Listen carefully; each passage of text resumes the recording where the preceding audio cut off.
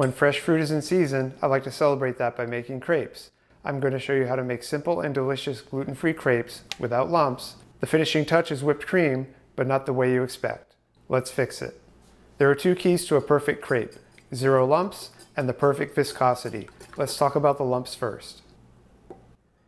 Add some of your flour directly into the eggs first.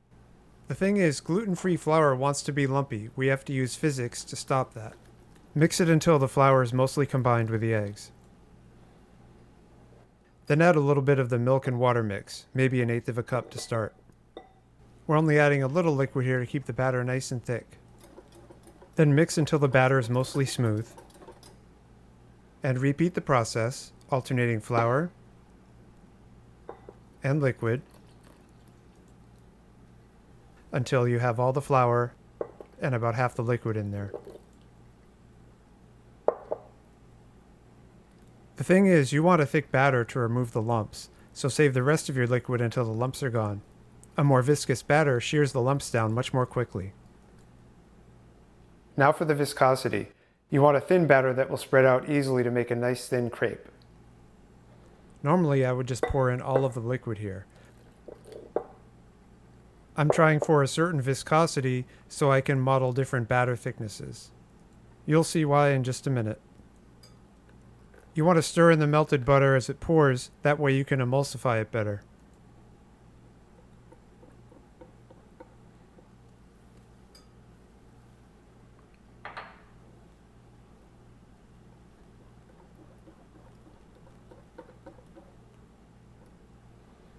Notice how this batter maintains ripples on the surface.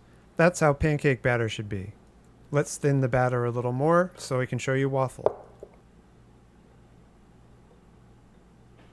Watch carefully. The ripples appear for a moment and then disappear. That's the perfect waffle batter. We'll add the rest of the milk and then create crepe batter. Watch this time as the ripples don't even appear. The liquid just falls right in and there's a smooth surface. That's perfect crepe batter. I'm going to set the batter aside to stabilize. In the meantime, let's get working on the fruit. To prep the strawberries, I'm cutting the tops off and then simply quartering them.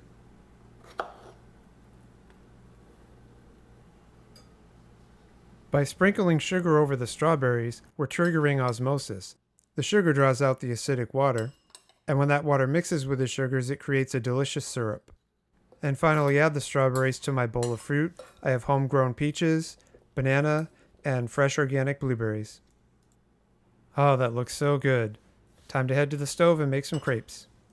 Before we start with the cook, I want to mention that as the batter stabilized, it thickened a little bit. I didn't end up filming it, but I added another tablespoon of water to give it the right viscosity. I'm using a carbon steel pan, but any non-stick pan will work as well.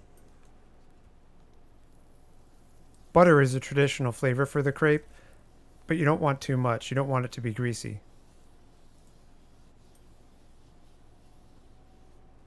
Use exactly 1/4 cup of batter.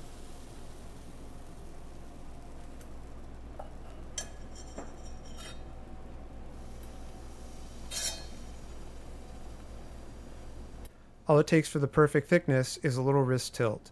You just rotate it around until the batter stops spreading. Getting the heat right can be a little tricky. You want a low to medium heat. You want it cool enough so you can spread the batter around before it starts cooking too much, but you also want it to kind of brown the crepe a little bit if possible. It's better to lean a little more towards the cool side so you can make sure you get a thin crepe. That's a little more important than the browning. These cook pretty fast, only 2 to 3 minutes on each side.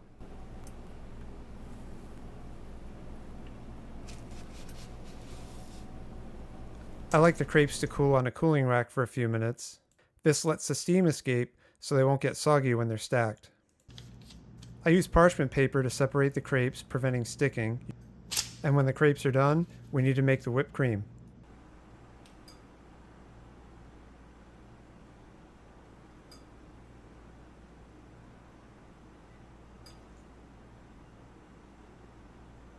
Start off at the slowest mixer speed so the powdered sugar doesn't get launched up into space.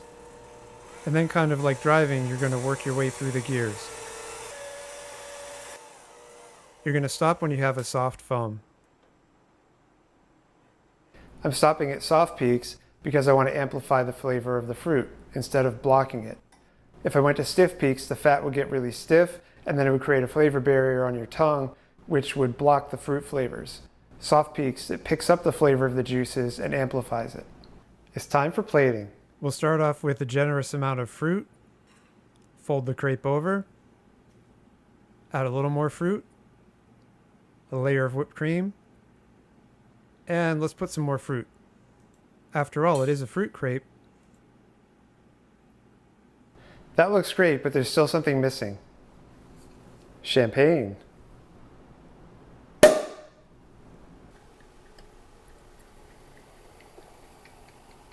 Well, don't stop now. That's not even half a glass.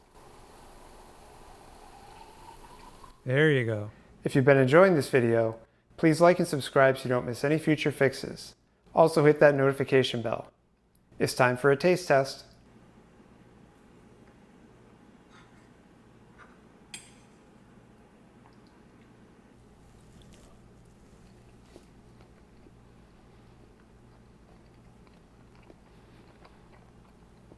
That's just a perfect bite.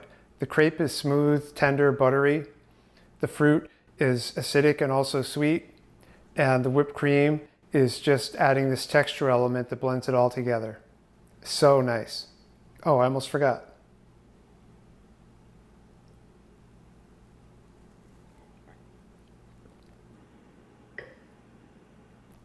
The perfect pairing.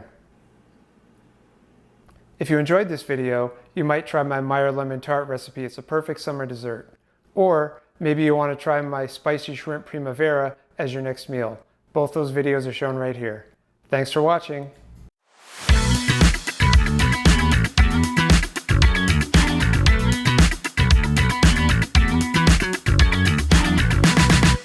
I love crepes. Don't you say it, Ricky.